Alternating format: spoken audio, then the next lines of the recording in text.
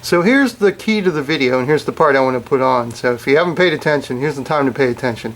Here's how you get the scope and the gun lined up.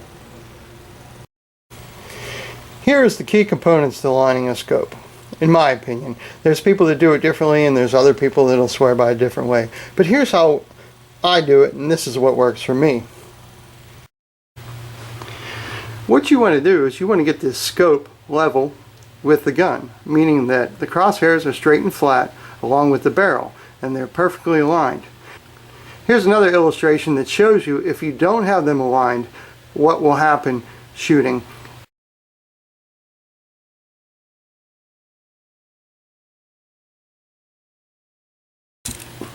So in theory, what you basically want to do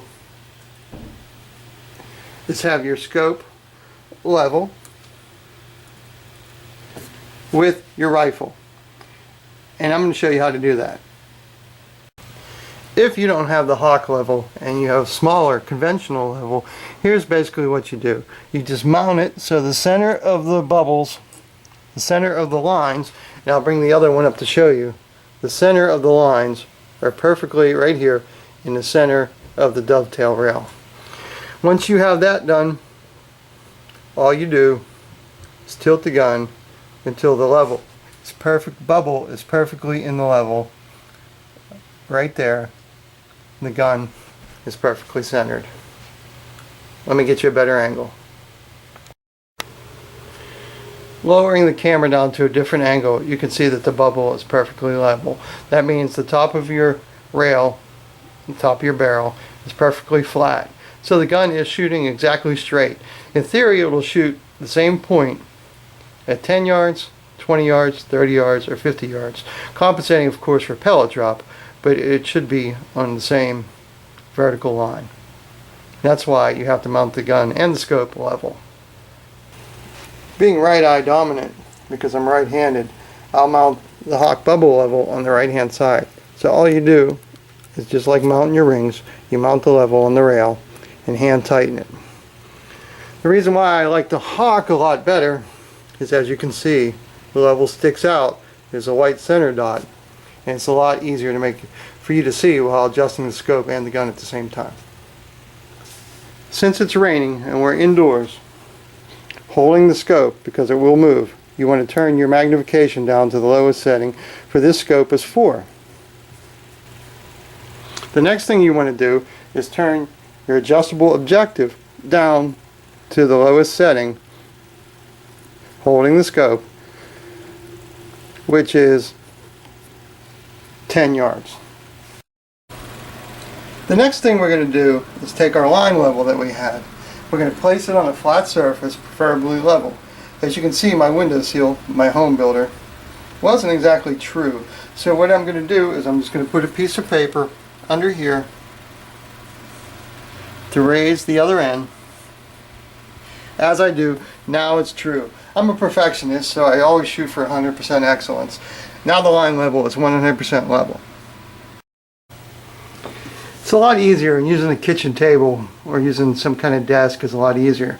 But here all I did was raise the rifle up off the floor and onto a tote, which gives me pretty much perpendicular to the window, meaning that I'm level, so when I go to sight in, I should have a clear view and level without over adjusting the front end of the bench rest.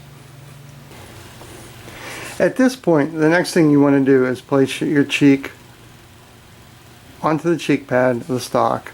Look down the scope and pull the scope forward and back until you get the optimal eyepiece, meaning that at the distance from your eye to the scope, without moving your head, move the scope back till you get a clear, crisp picture.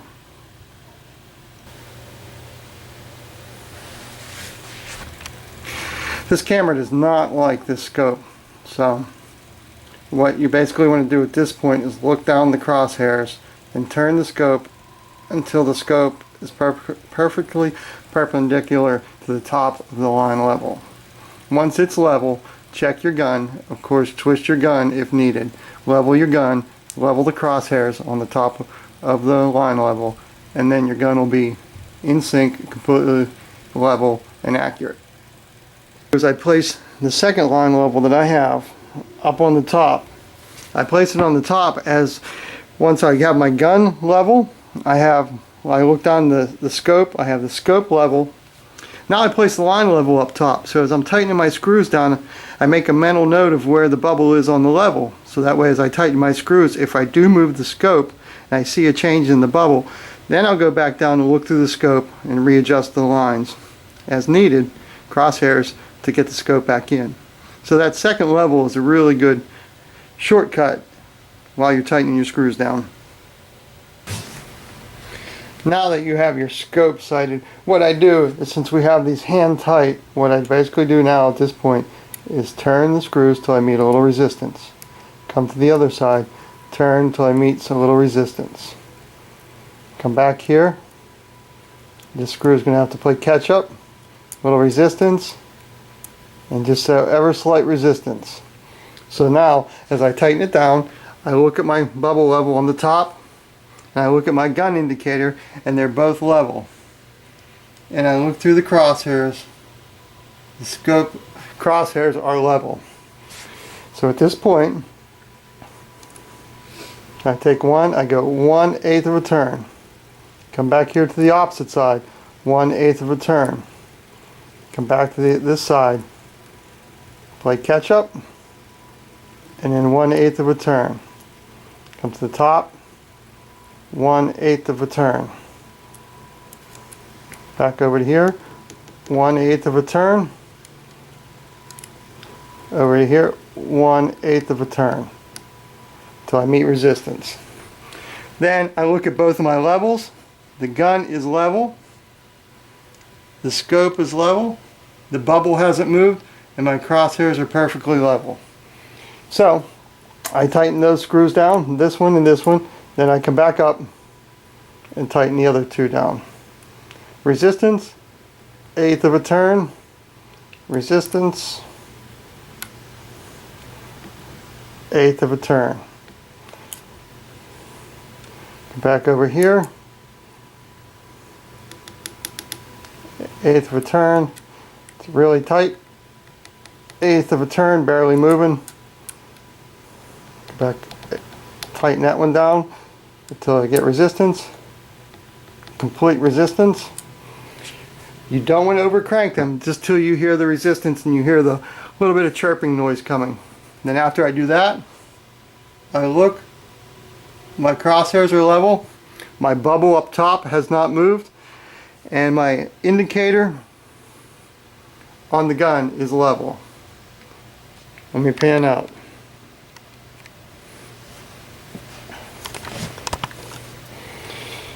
In reviewing, level, the bubble hasn't moved, the gun level is level, and as I look through, the crosshairs have not moved off that point. Now the back is mounted. Let's go up and do the front. As we tighten the front down, we do the same scenario. We come over here, turn till you get resistance, turn till you get resistance, turn till you get resistance, turn till you get resistance. And at that point, I always double check. I look down, my bubble level has not moved. My gun is level. And I look down the scope. My crosshairs have not moved. So now I tighten them down. 1/8 of a turn. 1/8 of a turn.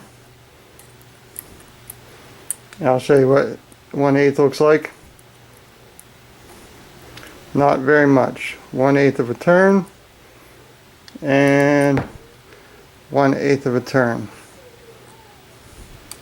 And then I come over and do the same thing. 1/8 of a turn, 1/8 of a turn, 1/8 of a turn, 1/8 of a turn. The key thing is alternate. If you do the back, then you do the front on this side. And as you go over here, you do the front on that side, you do the back here. You alternate the corners. That way that keeps perfect tension on the scope rings. 1/8 of a turn, complete resistance, 1/8 of a turn, that's more of a 1/16. Slight turn, resistance, complete resistance, slight turn, complete resistance. Now the scope is done. So next thing we do is just double check everything. While everything's in line, I look down the scope. Crosshairs have not moved, they are perfect. The bubble level up top that I had set up has not moved from the point that I had it marked. And the gun is completely still level. Now we're done. The scope, crosshairs are flat, the gun's level. In theory, perfect accuracy. So there you are, YouTube. One mounted Hawk 4x12x50 Sports HD. We mounted scope, we got it level. Now it's time to take it down the range and do some accuracy. My next video is coming out. As you saw by my previous one, I have every pellet for this gun in both 177 and 22. So we're going to do some chrony testing, some accuracy testing, and pellet testing. So stay tuned. If you haven't subscribed, please subscribe. Please rate. If you like. Please comment. I love to hear your comments. And also, if you have any ideas for any future videos, I get a lot of requests. Send me some more. Tell me what you want to see. Tell me what your questions are, and we'll work through them. So until then, shoot straight, YouTube. Thanks for your support.